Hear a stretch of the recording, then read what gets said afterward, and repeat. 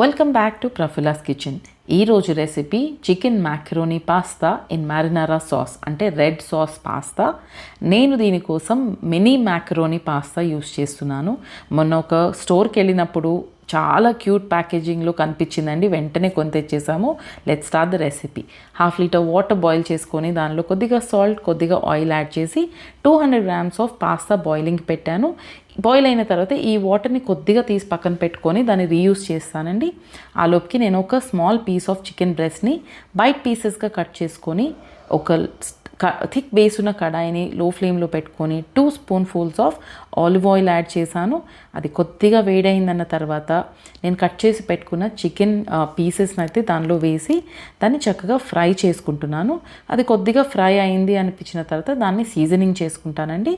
దానిలో కొద్దిగా సాల్ట్, కొద్దిగా crushed pepper, black pepper add చేస్తున్నాను, పెప్పర్ పౌడర్, కొద్దిగా చిల్లీ ఫ్లేక్స్, ఇంకొద్దిగా ఆరిగానో వేసి చక్కటి ఫ్లేవర్ వచ్చి చక్కగా బ్రౌన్ టెక్స్చర్ వచ్చే వరకు దాన్ని కొద్దిగా ఫ్రై చేసుకొని వేరే బౌల్లోకి అయితే తీసి పెట్టేసుకున్నాను. Small cube of butter add చేసి దాంట్లో ఒక 7-8 వెల్లుల్లిలు అయితే వేయించుకుంటున్నానండి. గార్లిక్ పాస్తాలోకి చాలా ఇంపార్టెంట్ ఇది. అదే ప్యాన్లోకి ఆయిల్ కొద్దిగా వేడవనిచ్చి ఒక 3 టమాటోస్ నేను హాఫ్గా కట్ చేసుకున్నాను. టమాటోస్ కీ ఇంగ్రీడియంట్ అండి. మనము రెడ్ పాస్తా అన్నాం కదా, ఆ redness is from the tomatoes నుంచే వస్తుంది. సో ఈ టమాటోస్ని ఫ్లిప్ చేసుకుంటూ చక్కగా ఫ్రై అయ్యే వరకు వెయిట్ చేస్తానండి. ఒక 3 నుంచి 4 నిమిషాల కన్నా ఎక్కువ అయితే పట్టదు.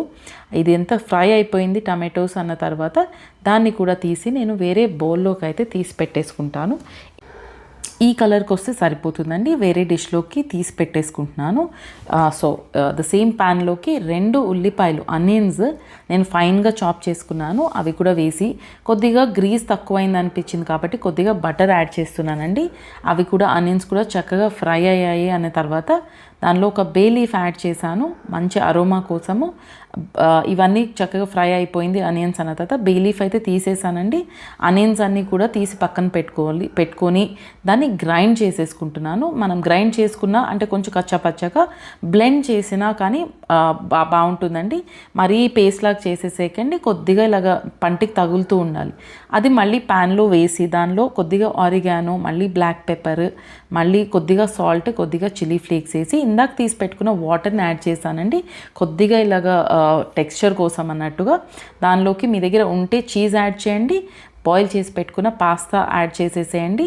మన పాస్తా అయితే రెడీ అయిపోయినట్టే అండి. దానిలో మనం వేయించుకున్న చికెన్ కూడా వేసేయండి.